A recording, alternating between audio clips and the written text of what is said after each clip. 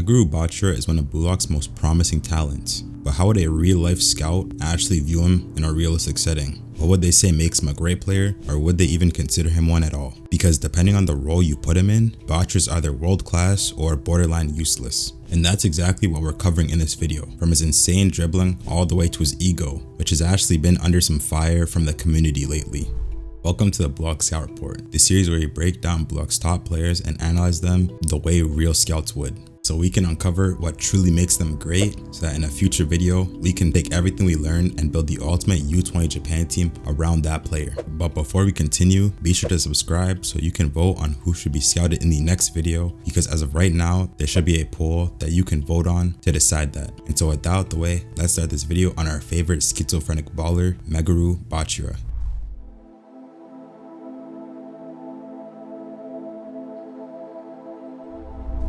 Bachira is just 17 years old and he's already on track to sign a massive 120 million yen contract with FC Barca. On paper, Bachira is a striker, but we've all seen him play a multitude of different positions like left wing, left mid, or even left wing back. As a striker, his primary role is clearly a false nine, although I could see some potential for him as a second striker. On the wing, whether left mid or left wing, he operates as an inverted winger or a wide playmaker. Standing at 5'9", Bachira is a bit undersized for a striker, but he already has countermeasures for that, mainly his absurd technique on the ball and pure flair he outputs. His core weapon is his dribbling, and his add-on weapon to that is his passing. Now just looking at those two weapons, it clearly looks like Bachira lacks weapon versatility, and you wouldn't be wrong for thinking that. However, Bachira is able to make those two weapons work because of how versatile those two specific weapons actually are. Now if I were to sum up Bachira's playstyle into one phrase for his playstyle tagline, it would be the Jogo Bonito genius. Jogo Bonito literally means the beautiful game. It's a phrase usually reserved for players whose entire style revolves around flair, creativity, and skill, often applied to Brazilian wingers like Neymar or Ronaldinho.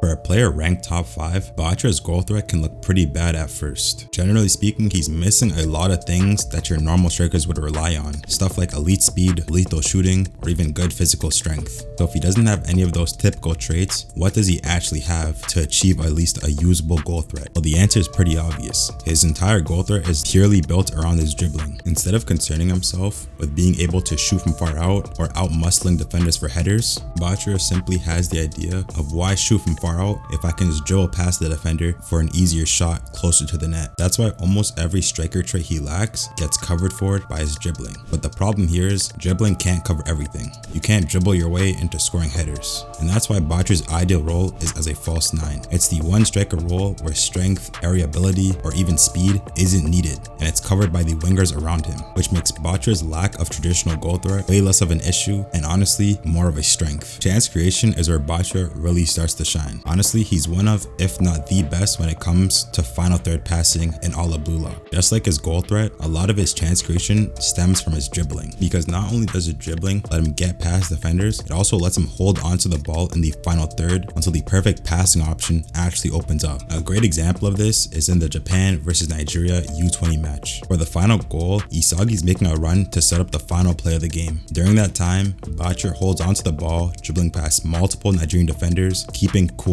under pressure. He holds onto the ball long enough for Isagi to get into position, then he decides to release the low-driven pass that leads to an assist for Isagi. It's moments like these where Bachira even outshines some of the midfielders who have metavision despite not having it. Of course, Bachira's chance creation isn't just his dribbling, it's also his actual passing ability as well. Bachira is known for giving accurate passes to his teammates, but the real strength in his passes is the versatility. Low-driven passes, quick short passes, crosses, or even long ball. All those are passes Bachira is capable of pulling off consistently. That versatility combined with his creativity is what makes Bachira such an elite passer, arguably on the level or even better than some metavision users. Looking at movement and positioning, this is where Bachira can kind of fall off a little bit, but that's to be expected. Bachira is a very ball dependent attacker. You want him on the ball as early as possible when you're on the attack. He's the type of player who would react to other players' off-ball movement rather than make the run himself. Now we look at the strongest part of Bachira's game, 1v1 ability, and honestly it's a bit of an understatement to call it one-on-one ability, because most of the time he's taking on multiple defenders.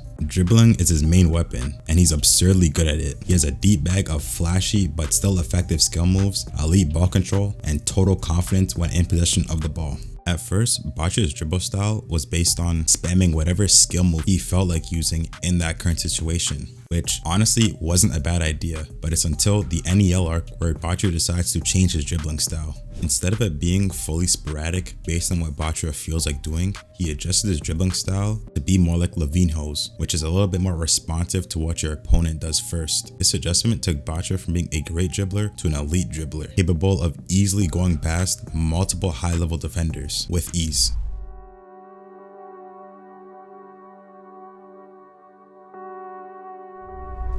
Looking at Bachira defensively, there honestly isn't much to look at. His pressing intelligence isn't great. We rarely see him press, let alone do it effectively, and the same thing can be applied to his work rate. He's a ball-hungry creator. Most of his energy is spent attacking, not trying to win the ball back. That's also why it leads to his ball recovery being weak as well. Anytime Bachira actually does recover the ball for his team, it comes from obvious mistakes or obvious plays that the opponents did. But at the end of the day, Bachira is an attacker, so judging him by his defensive contributions isn't the best way to go about it. Although this is definitely an area that needs work from him.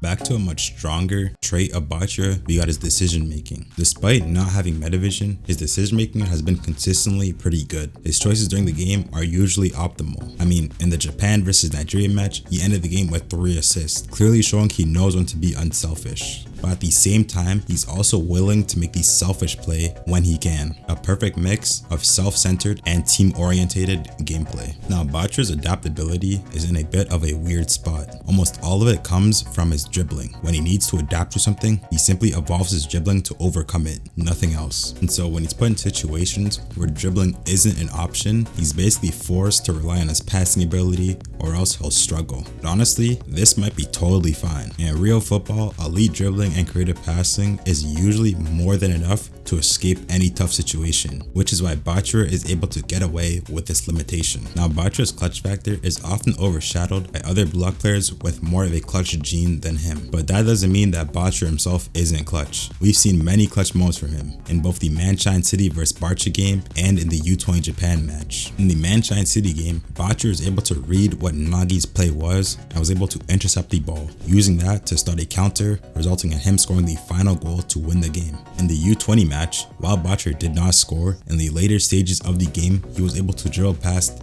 damn near the whole U20 Japan team's defense to get a shot off on target that only got blocked by Sendo's goal line clearance. So while Bachira is definitely not the most clutch player in all of Blue Lock, it's definitely an underrated factor in his game. Now, his ego is where things get a little bit more interesting. At the start of Blue Lock, his ego revolved around his imaginary monster and finding somebody who could replace that monster. But as we know, this was not a good ego, and even Rin himself said so. It's an ego that made him play for others rather than playing for himself, something that's not gonna fly in the Blue Lock manga. But in the second selection, this ego completely changed. Bachira learned to fight alone and become the monster himself. This new ego Bachira found is actually his original ego, the ego all about fighting alone, the ego that fuels his dribbling. In football, dribbling is the one thing you can truly do by yourself, despite it being a team sport. So of course, his ego all about fighting alone is heavily tied to dribbling. It's why Bachira is so obsessed with it, and why he wants to use that to become the #1 player in the world. Now, looking at this ego, you would think that Bachira is one of those players who refuses to pass to anybody, bringing down the team's chemistry. But that's simply just not the case. And the U20 Japan vs Nigeria match shows this. Bachira is still a player willing to pass for others. However, this time he's not willing to play for others. Instead, he plays for himself first, only looking to pass to others as a secondary option. A good balance of pure egotistical selfishness and great teamwork.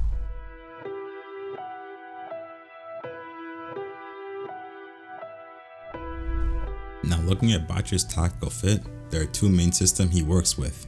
First is the single striker setup. In this setup, Bachira must play as a false 9 surrounded by versatile and lethal wingers. The other option is a 2 striker system, where he's paired up with a more physical striker that he can use to play off of. And lastly, we have any formation containing wingers. Bachira's high dribbling skill and style is generally meant for wing play, so placing him in a formation where he can play as an inverted winger, wide playmaker, or even an inside forward is always optimal. Now looking at ideal partnerships for Bachira, there are a few to go over. The first being a target man. This works well because of Bachira's more agile and lighter frame. Having a target man up top alongside with him allows the target man to take over the more physical and aerial duels, while Bachira uses them to play off of or as a decoy to score his own goals. The next is advanced forwards. These work well with Bachira if you play Bachira in the midfield. Having an attacker ready to run behind the defenders with well-timed through balls is ideal for Bachira, making use of his passing ability. Next are inside forwards. These are wingers who are very attacking focused and looking to score their own goals by cutting inside and shooting. This works well with Bachira when he plays as a false 9, as they take advantage of all the attention Bachira brings to the center of the pitch, using that opportunity to run in behind and receive passes from Bachira. And lastly, we have second or shadow strikers, but these only work in certain setups. An example of one of them is a 2-striker setup with Bachira playing as the cam and having one more physical striker followed by a shadow striker. This works well for Bachira as it gives him 2 offensive outlets to pass to, as well as 2 offensive outlets that he could potentially use as decoys to dribble in for his own goal.